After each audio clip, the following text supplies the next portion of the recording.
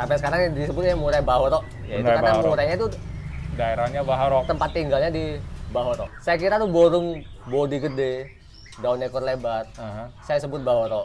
Ekornya sampai panjang-panjang segini lah. Kalau orang bilang sekarang 25 cm, Lalu ciri yang kedua, murai Bahoro itu bodinya gede apa kecil apa sedang kok? itu bodinya medium, Medium guys. panjang. Ya. Lalu ciri yang ketiga, keistimewanya nih dari vokalnya ya. Ya, vokal. Di sono di daerah Bahoro itu kan di daerah-daerah bukit-bukit itu banyak air terjun. Nah, kalau orang kita dulu bilang itu suara air. Dia Suara ngikutin air. suara airnya itu yang gemertik airnya itu. Halo guys, jumpa lagi bersama saya Slamet Rajo, owner Gudang Murai Kemayoran. Nah, saya hari ini kedatangan tamu. Kok siapa namanya kok? Kok David ya? Kok David. Kok David tinggal di mana sekarang kok? Saya di Duta Garden, Tangerang. Duta Garden Tangerang. Jadi singkat cerita, Kok David ini tadi menang lelang kemarin ya kok ya? Iya, benar. Nah, sekarang ngambil burungnya, menang lelang kerotolan. Nah, tadi kita sempat cerita, Kok David ini ternyata asli Medan guys.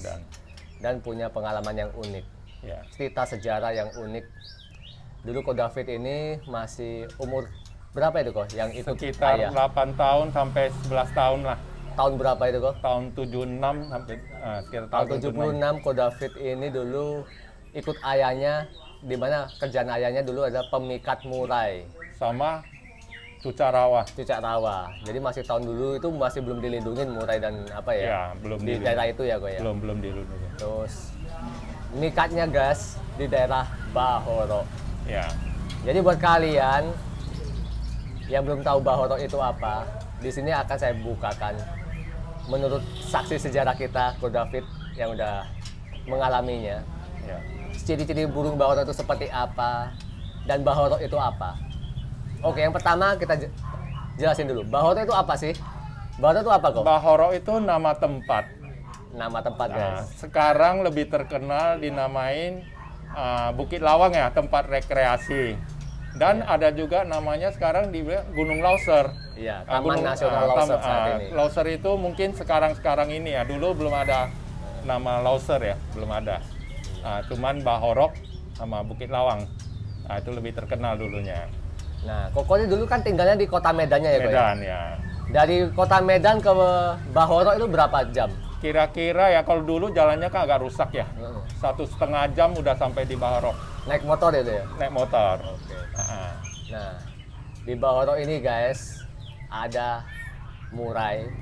Ya, sampai sekarang disebutnya murai Bahoro. Ya, itu Murai karena Bahoro. murainya itu daerahnya Bahorok. tempat tinggalnya di Bahoro. Bahoro itu seperti apa sih kondisinya waktu itu, Kok? Waktu Hutan itu- atau pegunungan? Hutan. Hutan, ya. Udah ada bukit-bukit ya. Penduduknya juga udah banyak belum?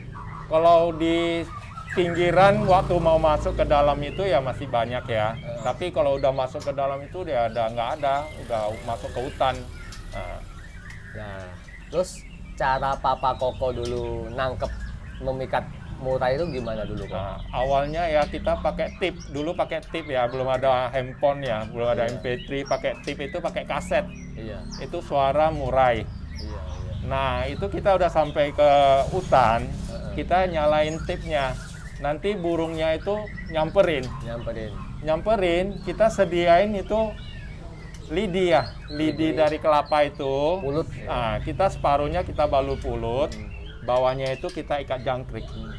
Nah, kita nyalain tip, nanti burungnya nyamperin. Karena burungnya fighter ya. Fighter. Dengan suara burung. Dia nggak Burung mau- Bahoro tuh fighter banget memang ciri khasnya, Kok, ya. dia bunyi terus di atas.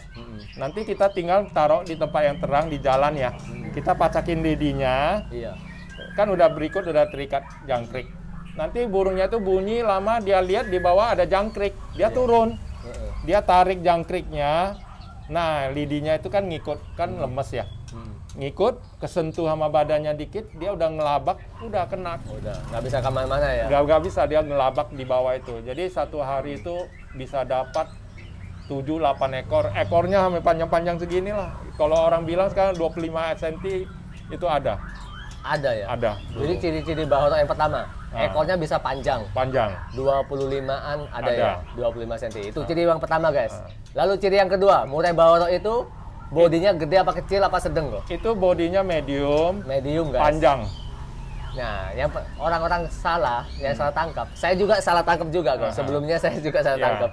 Saya kira tuh burung bodi gede, daun ekor lebar. Saya sebut bahoro. Ya. Yang saya tahu ya, karena pengetahuan saya belum mengenal koko. Ya. Tapi sekarang sejak kenal koko ini, ternyata bahoro itu bodinya sedang, Sedang ya, Kok. tapi panjang. Panjang dan ekornya melengkung. Melengkung karena panjang itu ekornya kelihatan melengkung dia. Nah, sekarang ada juga yang ekor panjang tapi kaku. Kok. Kaku. Ada juga. Dia ekornya agak lemes melengkung. Melengkung, Kalau ya, sekarang lemes. burung mainnya agak ngeflying mulai itu yang lemes lah, kayak gitu. Jadi itu ciri yang kedua guys. Ya. Lalu ciri yang ketiga, keistimewaannya nih dari vokalnya ya. Ya vokal. Di sono di daerah Bahora itu kan di daerah-daerah bukit-bukit itu banyak air terjun. Nah, kalau orang kita dulu bilang itu suara air. Dia Suara ngikutin air. suara airnya itu yang gemertik airnya itu. Maka suaranya dia manjang, dia tarik kayak suara. Kalau dibilang sekarang kayak suara ikutin cililin lah. Oh. Nah, dia gitu. Kenapa Murai Bahoro dulu tuh istimewa? Ah. Karena deket air terjun guys, banyak air terjun di daerah Ah. Bahoro itu. Jadi tembakannya tuh panjang mengikuti suara air, cerel gitu mungkin Ya, ya, Kok, ya. benar.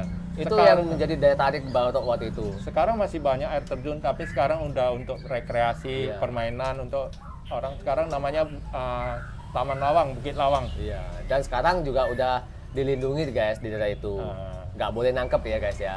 Iya. Ini hanya cerita dulu, cerita sejarah, tahun 70-an. sejarah tahun 78. Waktu itu papanya Koko ini kebetulan Tukang pikat burung. tukang pikat waktu itu. Kayak dulu berapa sih kok jual burungnya? Dulu mikat ya, satu ekor jualnya Rp1.500. Rp1.500 doang guys. Satu ekor. Cuca rawa Rp4.000. 4.000. Oh berarti lebih mahal Cak Rowo dulu ya? Lebih mahal. Bisa 2 kali lipat lebih Iya. harganya. Kalau sekarang udah imbang harga Cak Rowo sama Murai, Iya. malah kalau prestasi tinggian Murai sekarang. Iya. Tapi dulu duit 1.500 dulu juga udah lumayan ya kok ya. Buat beli beras Udah udah lumayan. sekarung lebih dapat kayaknya ya. Rp5 aja kita udah waktu jadi anak ya, Rp5 kita udah bisa berjajan berapa banyak permen udah banyak, kerupuk pun udah bisa dapat dulu. Jadi itu guys ceritanya Bahoro guys. Kalau Kalau- kalau Murai Medan yang gede-gede itu banyak, Iya, tapi Murai bukan Medan yang bodi gede itu Banyak. banyak tapi beda tempat ya kok ya. beda tempat. Itu dari mana kok? Kalau itu di daerah Pematang Siantar sono ke bawah Rantau Prapat sono. Rantau Parapat, Ah. Pematang Siantar. Ah, Dari Bahoro ke situ berapa jam? 3 jaman. 3 jaman. Ah. Jadi kalau burung mau terbang pun juga nggak mungkin guys. Iya. Terlalu jauh. Sana beda. Makanya burungnya. setiap hutan punya ciri khas burungnya masing-masing ya kok ya. Iya. Dan ada satu lagi yang ini yang baru aku tahu guys. Ternyata Murai Aceh itu Ah. juga ada ekor hitamnya ya kok. Benar. Dulu Murai Aceh ada 2 tipe. Satu yang ekor putih, sekarang bilang Aceh. Satu polos, hitam polos. Hitam polos juga ada di Aceh Ada, guys. di Aceh ada. Jadi bukan cuma di Nias. Nias ini kan Ah. beda pulau sama Aceh ya. Iya. Beda pulau. Jadi ternyata di Aceh pun juga ada Murai Nias dulu Udah guys. ada. Tapi dulu guys, sekarang udah nggak ada. Sekarang ya adanya di penangkar semuanya. Iya. Karena di alam udah susah ya kok ya. Sekarang aja yang Aceh mahal ya. Dulu waktu kita main burung Medan, burung Bahoro ya, burung Aceh nggak ada yang mau. Asal orang bilang ini burung Aceh, ekornya panjang-panjang, orang Nggak mau ya. Nggak mau. Tetap maunya dulu Bahoro. Daerah maunya. Bahoro, Binjai sana daerah. Karena punya ciri khas vokalnya itu guys. Beda, Dan faktornya juga beda mungkin. beda. Burung-burungnya modelnya pun beda. Oke, jadi seperti itu guys. Ini kebetulan kok David ini baru menang lelang kemarin. Ini burungnya udah diambil. Nih. Gimana kok burung dari GMK kok? Mantap. Udah kita ikutin gitu lama, pingin beli, baru ini kebeli. Iya, iya. Udah sempet lama sih chatnya, dulu pernah ngechat Iya. juga udah sering ya kok ya tanya-tanya ya. Saya tanya, Dan kebetulan karena temen dari temen pernah beli juga ya kok ya. pernah. Iya. Yang juara itu ya teman dari teman. Yang juara di dua. game kakak pertama ya? Iya, Orangnya baru pemula juga itu kalau baru main burung. iya, juara udah. Temen, tapi bagus gak kok kalau menurut kok burungnya? Abang kok belum lihat burungnya? Belum, cuman teman udah lihat bagus. Maka ini saya mau buktiin di Tangerang burung GMK itu gimana. ya kan? siap. Nah, jadi sebagai bukti. Ntar juga ada eventnya kita game kakap. Iya. Siapa tahu nih bisa ikut. Ntar buat rame-ramein aja. Buat menjalin silaturahmi antara kita dan customer, nggak putus hanya sampai jual beli aja guys. Ya. Kita punya eventnya game kakap, di mana lomba itu khusus trotolan yang dulu belinya di saya. Pastornya bisa dilombain atau ntar usia 1 kali mabung, 2 kali mabung, ntar juga ada kelas-kelasnya. Oke, sampai di sini aja perbincangan kita bersama Ko David, saksi hidup sejarah Murai Batu Bahoro. Ya.